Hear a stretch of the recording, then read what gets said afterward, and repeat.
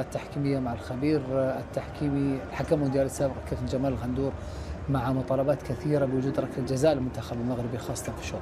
كابتن جمال. كل التحية لكم وللسادة المشاهدين. مباراة نصف النهائي الثاني التي جمعت فرنسا مع المغرب وأدارها الحكم المكسيكي سيزار راموس. المباراة الرابعة لهذا الحكم. هناك حالتان في منتهى الأهمية لهما تأثير كبير جدا في نتيجة المباراة، حالتي حدثتا في الشوط الأول. تعالوا مع بعض نشوف الحالة الأولى ونشوف القرار اللي اتخذوا الحكم في هذه الحالة.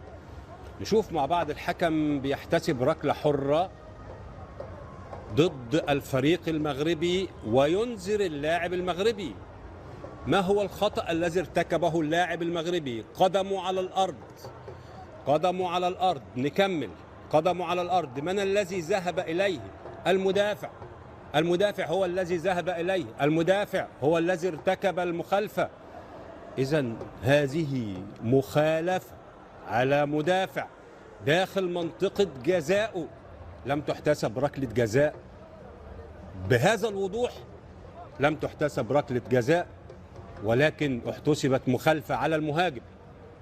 ارتكب المخالفة بساقه، بالجزء الأعلى من الساق. من الذي ارتكب المخالفة بوضوح؟ ركلة جزاء لم تحتسب للمغرب. طيب، حالة تانية في نفس الشوط وفي نهاية الشوط الأول، وهنشوف مع بعض أيضا مخالفة. شوف مع بعض ركلة ثابتة وهناك سقوط للاعبين، انتهت باحتساب مخالفة في وسط الملعب واحتجاج كبير من لاعبي الفريق المغربي. نشوف مع بعض المسك من أكتر من مكان، لكن هنركز على اللاعب اللي قدامنا دلوقتي. هما الاثنين في نفس الحيز، ومن طرف واحد، بمعنى انه مفيش لاعب مغربي بيمسك فانيلا. الفانيلا ممسوكه من المدافعين، مدافعي المنتخب الفرنسي. نشوف مع بعض اللاعب رقم 15 من المغرب ممسوك بهذا الشكل، واستمر المسك. خلينا نكمل بقى اللقطه، نكمل اللقطه. استمر المسك واستمر تكتيف اللاعب حتى سقط على الارض.